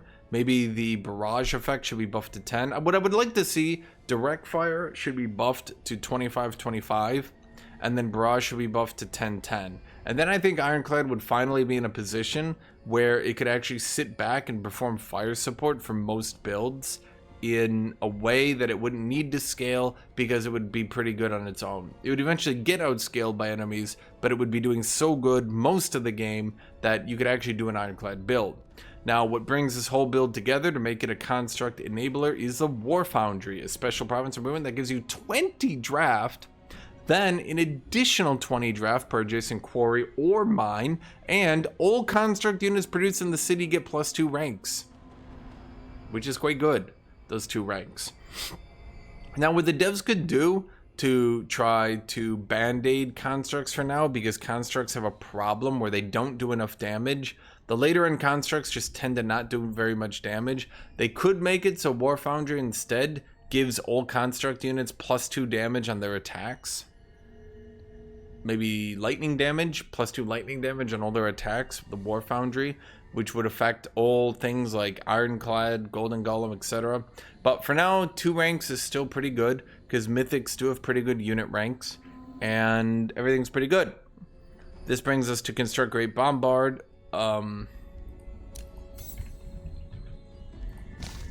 Construct Great Bombard. I was actually wrong. This doesn't actually count as a construct. I thought for the longest time it did. I was wrong. In my video yesterday I did. I was actually wrong. It's basically a Giga... it's basically a super catapult. So instead of 2 catapults doing 20 damage each, you get 1 Great Bombard doing 30 damage, which is questionable. It could definitely be buffed to 40 damage. It does inflict sundered defense, but it raises some questions. I think Bombard should be changed to either a 2 hex radius, or it should be buffed to 40 damage, because it's a bit awkward that you lose 2 catapults doing 20 damage to get 1 Great Bombard doing 30 damage. The math ain't mathing. The 2 numbers add together and end up less. Okay. So, at any rate, that one's not very good. I was actually totally wrong about that one, and some people did mention that one. The good thing it does have is some fortification damage, so once again, combined with a lot of other fortification stuff, you can definitely get a city down to a position where their throne city, which will always end up having about 30-40 fortification health, will be bustable down in 2 turns, because 2 turns of fortification damage would be 6 fortification damage, so you could definitely bust down cities with this one. This brings us to Tome of Geomancy, which I'm going to give this surprising and very shocking C rank. This was definitely one of the big up-and-comers of the last expansion.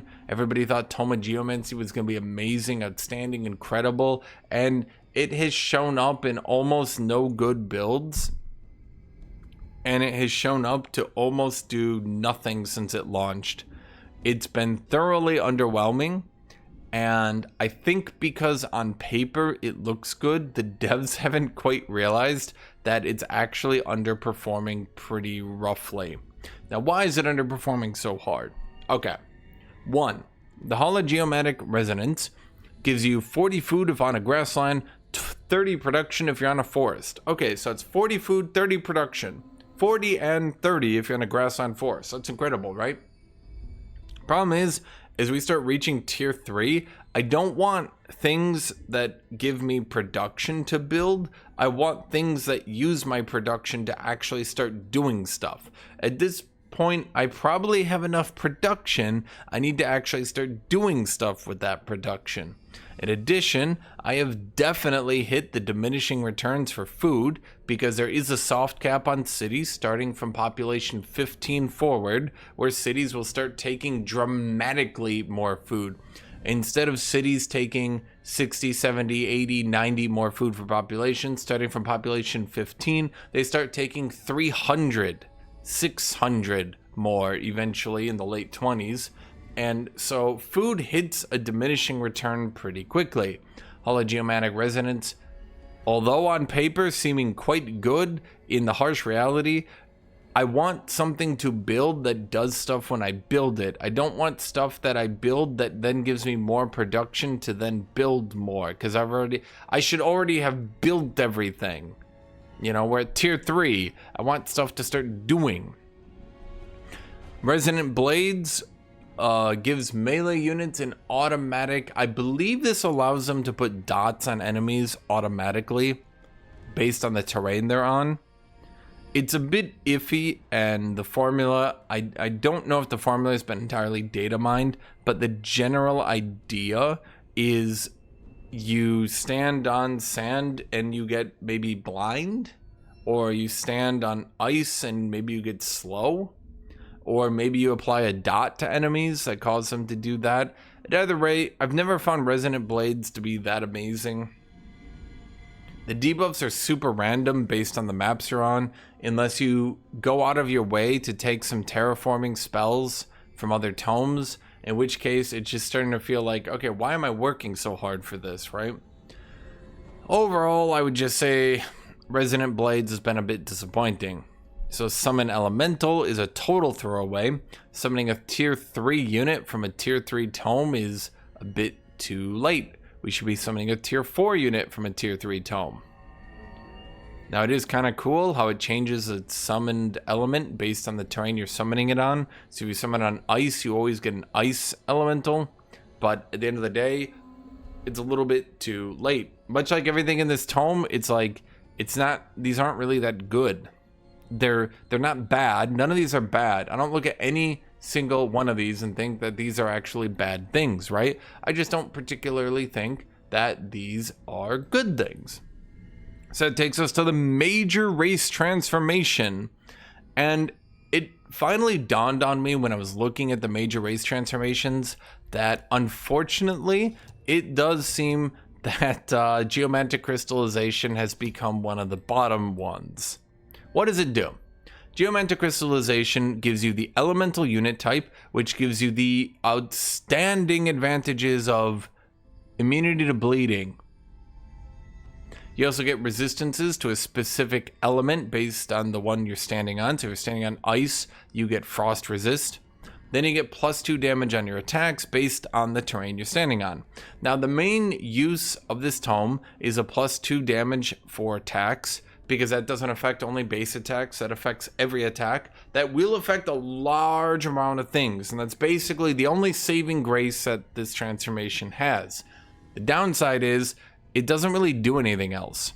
The elemental unit type is only supported by the tier 5 tome, so there's not really that much. You can use Druid. You can use, I think, the Shepherd thing, the Shepherd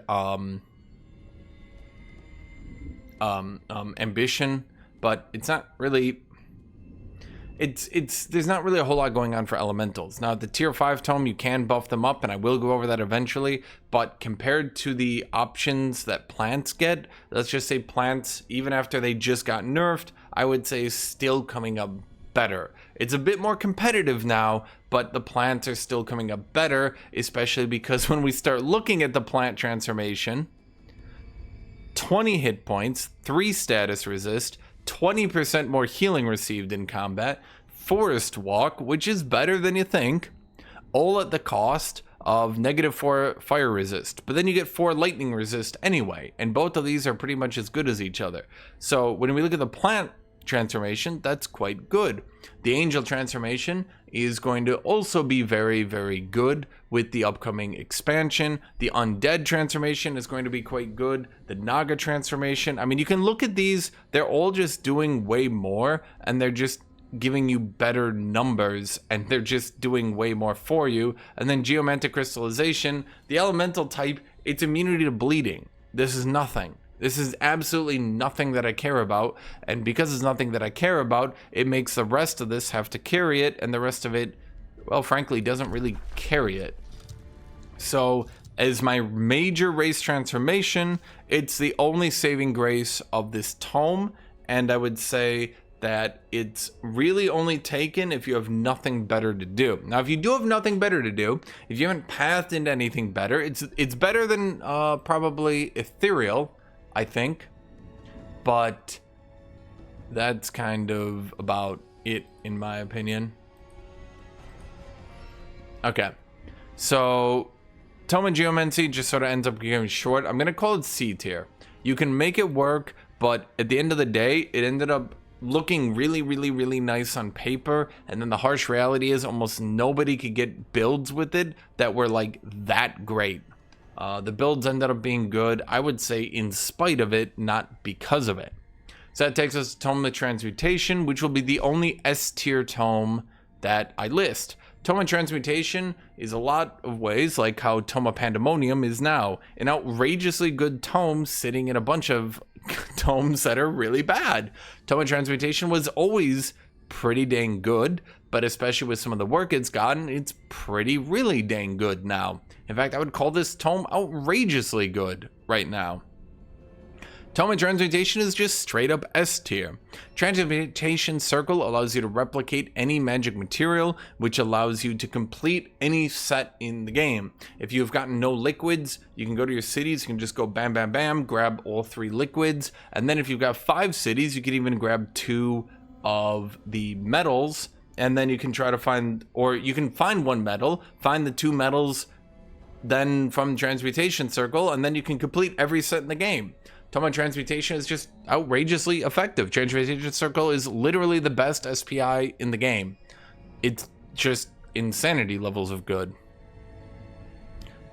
It doesn't do anything else, but it doesn't have to do anything else. As for the spells within the tome, I would say the weakest aspect of the tome is Melt Armor. which is still actually not too bad, just not really that good. Enemies in a 1 hex radius get 3 sundered defense automatically and suffer 20 fire damage. Pretty forgettable, but at the very least you can give them 3 sundered defense to try to focus them down with something, so it's not useless. You can use it on 2 maybe enemies, and then you hit 2 enemies and then you focus them with your army, maybe with your charge units. So it has its purpose. I wouldn't say it's useless. In fact, I would say it can be pretty good at times. Adaptive armor is pretty decent, actually. Whenever you take non-physical damage, which is basically going to be on literally any attack, because everyone will enchant their melee units with some sort of magic damage. So basically, whenever you take damage, all melee units get a stack of bolstered resistance and a stack of status protection. If nothing else, these will counteract debuffs and just generally make the unit harder to deal with. It also just makes your army, as you progress, just slowly stack up buffs. Adaptive armor is pretty good. I wouldn't call it game breaking or anything. It's not blowing my mind in that it doesn't change fundamentally how anything is played, but it's just really good. Steel Skin has seen the light of day. Far from being bad like how it used to be, it's now just really good. Now, why is that? A change in the meta to a couple of things. Number one, knights were added, and knights are really strong and do pure physical damage. And they do a lot of physical damage, and they hurt. They hurt really, really hard. Pure physical hurt, which suddenly makes Steel Skin really, really good. This also affects Tyrant Knight, who's received a lot of updates, and Tyrant Knight also does a lot of physical damage on charge. So here we have 2 charge units in the meta doing pure physical damage. So suddenly 2 defense is at a very high premium and very, very, very valuable. No longer is that -2 lightning resist really that big a deal, because they have rebalanced the mage classes. So you will no longer be fighting against enemies who potentially have 3 mage heroes, each of which have lightning evocation. They've been rebalanced a lot. So Steel Skin no longer has some downside that just sort of makes it really, really bad. Blight resist is fine. Blight damage continues to be a bit rare and not exactly that common. And the upcoming expansion, it might be a little bit more common, but it's not exactly going to be common itself.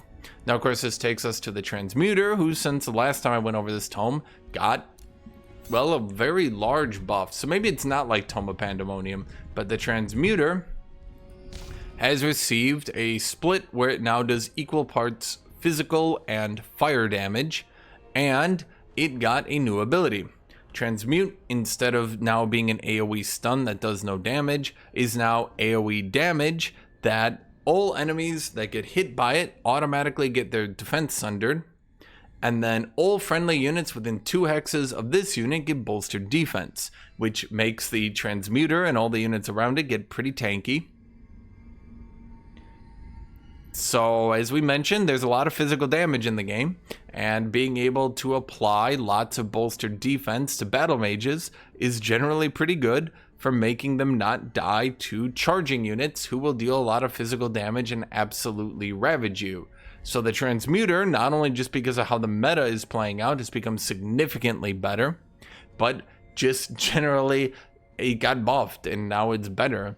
Additionally, if you do get the Transmuter, I believe, to master rank, the transmutability will get an upgrade where it can AoE stun like how it used to. So that's a pretty strong upgrade as well. Overall, the Tome of Transmutation is just absolutely wonderful, and it's pretty much the reason why, despite Tome of Geomancy having a tier 4 battle mage and having geomantic crystallization, that most people actually opt to just go for Tome of Transmutation instead, because you could do a bit more damage, or you could live to do a bit more damage, and a lot of people will choose to live. This brings us to Tome of Severing. Now, Tome of Severing, I'm going to call a B tier. It's not as good as a lot of other tomes are, but it has seen some buffs to make it a bit stronger. Now, what are those buffs? Disrupting Blades now affects shield units.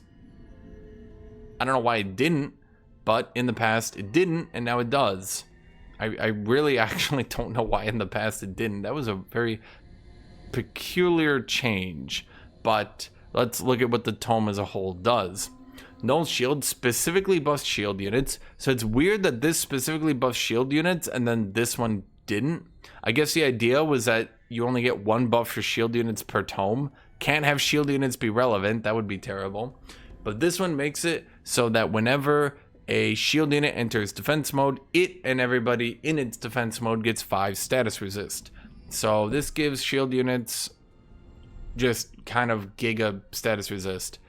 In fact, this kind of, if you actually use null shield and shield units, you can reach status resist values that are just so like silly that I'm almost entirely 100% sure they hit the soft cap, that they literally, in fact, I think they hit the hard cap.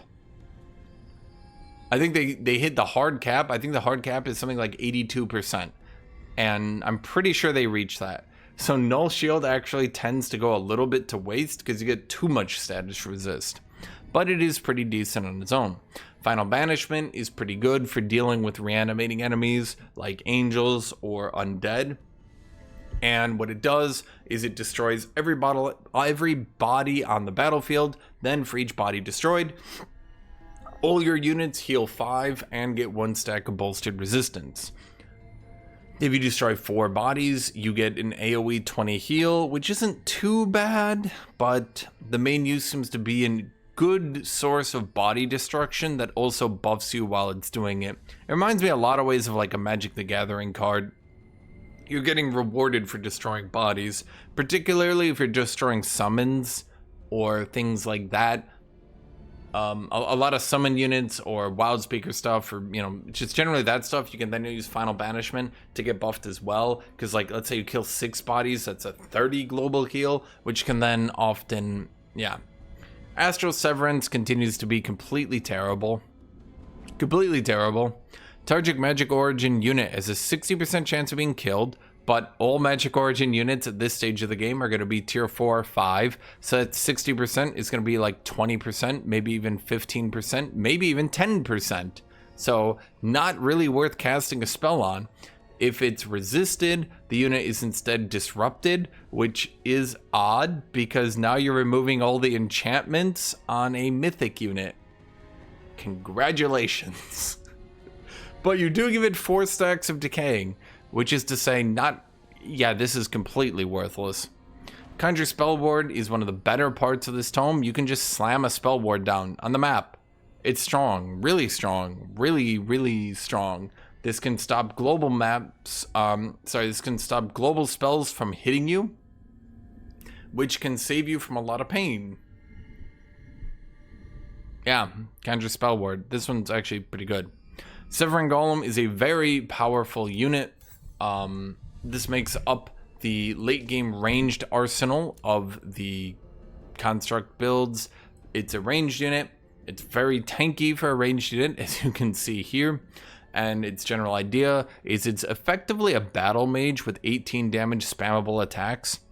Its attacks automatically weaken enemies and have a 90% chance to disrupt the target that it's hitting for 2 turns. It then also has Dispelling Field, where every other turn it can remove a negative status effect from it and everyone within 2 hexes around it, and then it can get strengthened and status resist for each effect removed that way. Then you can also get Magical Disruption, which is a once every 4 turn ability to hit 5 random enemies with 30 frost damage with a 90% chance to disrupt, which is actually a pretty strong effect, especially when you have multiple Severing Golems all slamming down magical disruption on enemies. Overall, very powerful, especially if you get reinforced and warded on it. You can make it quite difficult to get removed from the battlefield. Really strong for construct builds. And Disruption Blades, all melee attacks have a 60% chance to disrupt enemies for 2 turns. Once they are disrupted, they will often lose a lot of their status resist, which allows you to continue to slap it down onto them way easier as well. Now that it does affect shield units, this makes Tome of Severing a decent pick as a last-ditch effort to give more utility to shield units, but by tier 4 tomes, you don't really want so much utility as you want pure damage. Yeah. Tome of the Crucible has been remade. It used to be decent for ranged units, and that was about it. Now it's pretty much decent for battle mages. In fact, it used to be decent for everybody, but then it got nerfed down. Now it's really good, really good for battle mages. Why is that? Lava Burst is just as good as ever. In a 2-hex radius, all enemies suffer 30 fire damage, automatically get burning, automatically get slowed, and the entire ground is set on fire. Lava bursting into an enemy formation can basically take their entire turn to recover from, and meanwhile you can be pelting them with battle mages the entire time. Realistically, the enemies will have to walk out of the fire, which might take more burning stacks, and they start taking more burning damage. So they're starting to take lots of damage from just one spell. They're slowed, so they can't exactly get up on you as easy. It's burning, so the enemies don't want to... So the ground is on fire, so the enemies don't want to run all the way forward. They don't want 5 stacks of burning to then end their turn just taking 20 damage from the dot to then just instantly die. That wouldn't be very good. So Lava Burst is a very powerful spell, especially for ranged builds, battle mages who are using it.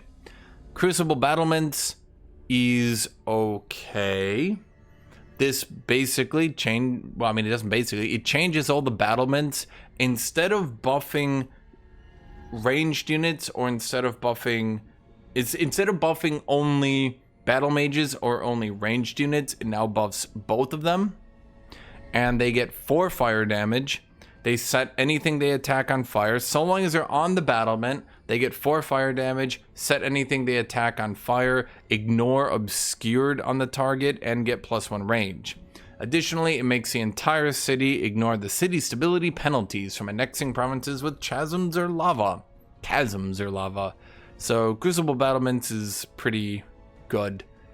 As a defensive post, it's pretty good for setting up around your city, but most siege projects will completely eradicate it anyway. Pyroclastic Eruption continues to just not really be very good. You pillage enemy province, you will not gain its rewards or lose alignment. If you got its rewards, this would be a bit better. All enemy units in the province suffer 20 fire damage. The province becomes Ashlands, and then it loses all this stuff. So it's a good, funny way to grief enemies, but at 150 global casting, you can't use it nearly enough for it to actually be something of a threat to them. So the real killers then are, of course, meteor projectiles, which now affects battle mages. All battle mages get their base attacks 3 fire damage to the target and adjacent enemies, increased for single shots. So support units would get 6 damage on that. So this basically just gives every single battle mage now does significantly more damage on their base attacks, and if they do base attack enemies, they will hit way harder. It's pretty good. Meteor Shower is, I believe this has been reworked a little bit since the last time we talked about this. It repeats for up to 5 turns, so for a while. Up to 2 random enemy units and the enemies adjacent to those suffer 10 fire damage and 10 physical damage. The general idea here then from Meteor Shower is that it doesn't want enemies to clump, and it wants you to cast it early in a battle, and then you just sit back and it just repeats its damage over and over and over and over and over, and throughout the course of a battle you end up getting some pretty good damage out of it. So of course the big winners here are Meteor Projectiles and Lava Burst. For battle mage builds, these two are quite powerful. Meteor Projectiles makes those basic attacks hit real hard, and Lava Burst makes it so you can space and zone enemies really hard, especially with the automatic application of Slowed. So it takes us to Golden Realm, which Golden Realm is, I'm gonna be a bit split with Golden Realm. This one's either an A tier or a B tier, and it really depends on who you ask, and it really depends on your build. For some builds, it's an absolute A tier, invaluable tome. For some people, this is merely good, not really that game breaking. But what does it do that makes it a bit divisive? If you do have a lot of gold, Luxury Markets is really strong. Buy now is 25% cheaper and can be used 2 times on the world map. So instead of being able to be used once per turn, you can use it twice per turn. So you can use this to buy out all the remaining buildings in rapid succession if you have lots of gold, or if you're trying to buy units, more importantly probably the unit part, you can buy 2 units per turn and churn out units way quicker, which would allow Tome of the Golden Realm to allow you to replenish your armies at rapid succession. Gilding Blast is an AoE1, 90% chance to gild. I don't think it's very good. Not really going to talk about it much. That brings us to Regent Refinery. Regent Refinery is a city structure. You get 10 gold automatically. Then for each magic material, which you should probably have 1, you'll get 20 food and 20 drafts. So, or sorry, 10 food per magic material. So you get 10 gold, 10 food, 10 draft. There we go. It's okay. For a city builder, you're getting this late. It kind of sucks to be getting food on it. But overall, it's not too bad. I mean, 10 food, 10 gold, 10 draft. Not too bad. Gold Touched is then probably the most important aspect of this tome. Your entire race, and this is a minor race transformation. This is not a major race transformation. This is a minor race transformation. Your entire race gets 2 resistance, which is, that alone would be really powerful. But then you also get 1 gold per population. So if throughout all your cities, if you have 5 cities and you have a combined population of 60, that would just be 60 gold generation. So Gold Touched is a pretty powerful late game transformation that just makes you tankier forever, especially when you combine this with Steel Skin. You can just make anything tanky, including battle mages. You can make battle mages pretty tanky. You can make battle mages tanky, and you can get the gold in order to afford these late game armies of high tier units. So Tome of the Golden Realm tends to be pretty good for that. Bazaar of Wonders is also a unique mine that gives you 10 gold and then 5 gold per unique adjacent province improvement. So probably 4-5 hits pretty easy, which is to say this is like 30 gold as a special province improvement easy. That's a lot of gold. So it generates a lot of gold on its own between Gold Touch and Bazaar of Wonders, which you can toss down on 2, 3, 4. You can toss this down on every city. Then Luxury Markets lets you spend that gold buying out repeatedly to replace these high tier armies, which brings us to Gold Golem. Gold Golem is okay. He definitely got better over time. The problem with Golden Golem is he has a mere 29 physical damage that doesn't get increased. And because of that, Golden Golem tends to be a bit underwhelming. Now, he can get outrageously tanky, and he can get really frustrating for enemies to deal with, but flying enemies can walk right past him, or I guess fly right past him, so his zone of control doesn't matter. So flying enemies make him totally irrelevant. And if he has no choke points or anywhere to hold down in a defense stance, then he can often find himself not really being able to do much, because Golden Golem on the offense doesn't do a whole lot. A 29 damage, even in a cleave, is just not going to matter. When you fight Golden Golem, you might be scared by him, but by the time that you actually can build him, you probably have 5 minor race transformations, 7 enchantments on all your units. So Gilded Cleave is just not really going to be that scary anymore. But between Golden Curse, which has a 60% chance of gilding anyone that hits him, Defense Mode giving him unlimited retaliations, and then being able to retaliate in an AoE over and over again if there is a choke point, can make him conditionally good. But the harsh reality is flying making him totally useless, and him needing to get a choke map can make him struggle in some situations. Okay, this brings us lastly to Tome of the Creator. Now, Tome of the Creator is hard to rank, and you can't really put it on a tier list because it's the tier 5 tome. I would have to do a tier 5 tome tier list, which would basically, as of right now, be Astral Nature, and then below that, Tome of the Creator. Now, I do think Tome of the Creator gets special mention as being the runner-up viable one. It's not of the other three that are just not very good. It is a runner-up good one, and there have been some good buffs to it to make it good, and I don't think it's as bad as people meme. So I would say it's a solid B, maybe even A. I would call it an A tier 5. It's just the S tier 5s are the Goddess of Nature and the Cosmic Overdrive. Although Cosmic Overdrive got buffed. So I would say it's Goddess of Nature and then Disruption Wave Spammer. Those two are like the S tier. Tome of the Creator is like below that. It's better. It's not as bad. Call the Titan of Earth is actually... do we have Earth Titan? Yeah, Earth Titan. This spell has been buffed considerably over and over and over the past couple of times. Call the Titan of Earth now summons a full 3 action Earth Titan. So right on deploy, he can Seismic Slam, which allows him to do a giant 2 hex radius, a chance at immobilizing everybody, which is already pretty good. Then he never decays, he never diminishes, he stays on the battlefield indefinitely. Ironically, the Titan of Earths and the what is it even called? The Titan of Earth and the Tome of the Creator's best well-guarded secret is you should never be trying to do Tectonic Shatter.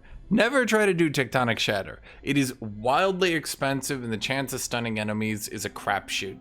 The hopes of doing a global stun tantalizes you and baits you into not doing the correct call, which is turn 1, Titan of Earth. Turn 2, Titan of Earth. Turn 3, Titan of Earth. Turn 4, Titan of Earth. Turn 5, Titan of Earth. Turn 6, Titan of Earth. Literally just keep mashing Titans of Earth forever. There's no reason not to. It's actually legitimately good.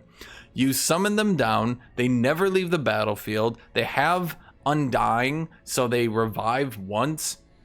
They have Shaper's Touch, so they're tanky. They have natural regeneration. They're really hard to remove from the battlefield. They have heavy charge strike, so they can hit really hard. Enemies who turn their backs to them, they can slam in the back for over 60 damage in a flanking hit and just smash them. They can keep units off your ranged units really, really easy. Call the Titan of Earth is like your ideal spell, in my opinion. It's really, really good. If you're playing battle mages, it'll keep your battle mages safe by knocking everybody off them all the time. And if you're playing a ranged build, maybe longbows, it'll help that one as well pretty considerably by knocking everybody off them. It's the ultimate spell if you're trying to do a ranged build. Heavy charge strike, removing the retaliation attack. You just walk away from them, and now they're left with this giant Titan of Earth who's sitting there being a giant pain in the ass. Now, of course, as I mentioned Shaper's Touch earlier, this does buff elementals and it does buff constructs, which you will probably be a construct if you got to the Tome of the Creator. This gives you natural regeneration, 10 hit points, and 2 lightning resist. It's firmly okay. It's not as good as Force of Nature, but it's almost as good. Force of Nature did get nerfed, and that has helped close the gap down. Shaper's Touch is now competitive, so elementals with Shaper's Touch aren't as good as plants with Force of Nature, but the gap's been closed a little bit, and it's better. Call of Titan of Earth, I would say, is... it really comes down to whether or not you think Call the Titan of Earth spam is as good as Mass Rejuvenation spam. I think Mass Rejuvenation spam ends up edging it out, but Titan of Earth spam is quite something, quite frustrating. I don't think people enjoy fighting it. When they realize the Titans of Earth don't time out and they just sit on the battlefield and beat the crap out of you, some people get frustrated. especially because you can see on deploy, all enemies lose defense mode in the retaliation attack anyway. So literally all you need to do is deploy him and your range units can run away, and then he can seismic slam, or you can very heavy charge strike, or you can just deploy him, then run him up and very heavy charge strike on a flanking move to knock them away. He's got a lot of versatility. There's a lot of ways you can rock someone, shockingly. So Call of Titan Earth is quite a good spell right now, I would say. And more people need to spam it because it's really funny to spam the hell out of Call of Titan Earth. And again, Shaper's Touch is pretty good. Tectonic Shatter is bait. Most people I see fail to use Tome of the Creator are failing because they're trying to use Tectonic Shatter instead of just getting like 4 of these dudes down onto the battlefield. There comes a certain point when you reach critical mass of Titans when the enemies aren't dealing with them, because they don't want to be turning around and dealing with these hulking monstrosities. They don't want to be killing one every single turn. But when you don't deal with them, they don't go away. They just keep building up and they just get angrier. So this, of course, comes to the Earthshaker Engines. Earthshaker Engines is another siege project. I like the joke that there's a lot of siege projects that automatically win sieges, so it's not really that big a deal, because anytime you have a siege project that automatically wins sieges, the enemies will just take the field battle instead. But Earthshaker Engines have a unique little part of them to where they have 5 fortification damage. So in addition to making sieges outrageously difficult for enemies to win, because the Earthshaker Engines have been buffed so much, we could go over them right here. The Earthshaker Engines have been buffed a lot. They now have 120 HP, 5 defense, 3 resistance, and they have Earth Tremor. They can use Earth Tremor every single turn, automatically slow enemies. Enemies will sustain damage, lose their defense mode, lose their retaliation attack. So these units are really tanky, and they're just going to keep... At range 2, they're just going to keep running up to enemies, and they're going to keep slamming them with this Earth Tremor every single turn, and it's going to be very difficult to deal with. Most people won't be able to deal with that on a siege defense, and so they'll concede the siege and just take the siege. They'll take the field battle, which is probably an issue at some point that the developers need to address, that the best response to siege projects is to just take a field battle. Ignore the siege, take a field battle. But at the very least, with 5 fortification damage, this means even on its own, if you're sieging a capital, you'll always siege it 1 turn quicker. So this does give it a bit of an advantage. Now, I'm going to show the tier list here, but I don't think, again, as always when I do this, I don't think it's really that big a deal. I think you should pay attention more so to the video than to the tier list itself. But S tier, Tome of Transmutation, because it's that good right now. Tome of the Construct is outrageously good in builds it's in. Tome of the Dungeon Depths is outrageously good in builds it's in. They're just bad builds right now. Eventually, they'll probably get buffed, and then you'll all see. Tome of the Dreadnought is outrageously good in the builds it's good for. Those builds are just really bad. Tome of the Crucible is just really good for battle mages. I glory up Lava Burst as much as I can. Eventually, you'll probably just end up spamming Titan of Earth indefinitely, but there is a world where you just Lava Burst a lot as well, because that is really irritating. Golden Realm, I should probably move down to B tier, to be fair. But I would say this is mostly, it's like split between being a B tier tome and an A tier tome. It's really, really good. It's just probably not as good as a lot of other tier 4 tomes. So I think, in all honesty, it's probably fair enough to push this one down to being a B tier tome. So then when we do have B tier tomes, we have Tome of Alchemy, because I think it's just been power creeped, nerfed directly as well as power creeped out by other tomes. I think they could go back and ironically touch it up a little bit to make it better, because you only take 2 tomes at every tier, and there's almost no reason right now to take Tome of Alchemy instead of Tome of Faith, which is a bit disappointing. Tome of Enchantment it's been buffed a lot to keep up with power creep, but I would say it's B tier because it's still good, it's just not as good as your better options. Tome of Winds is a fine tome, it's just not a great tome. Tome of Amplification is like an S tier tome. If you want to look at a tome that's buffing up racial units, then Tome of Amplification is like an S tier giga tome, right? Good in pretty much every single build, right? Tome of Winds, on the other hand, is buffing up ranged units, and it's okay at it. You have to go it because it has the range, which kind of feels bad. Tome of Terramancy is a B tier tome because it's good at what it does. I mean, Leyline Focus is outrageously good. Excavated Leylines is a really good SPI. But at the end of the day, you're going to run into an issue where you're never going to get Tome of Terramancy until you're done with your tier 5 tome and you're looping back, just because of how battle mages work. Tome of Artificing is fine. It did get nerfed a little bit from 30% crit to 25, but overall, it does buff up every single unit in the game other than ranged units who aren't real people. Tome of Severing is pretty good, but I can't really move it above a B tier because it's just okay. Golden Realm, as I mentioned, it's really good at what it's doing. It's just not... The reason I have to move it down to B tier is it's just not as good as these A tier tomes as being like, kabam! So it leaves us to the C tier tomes, which I would say Discipline.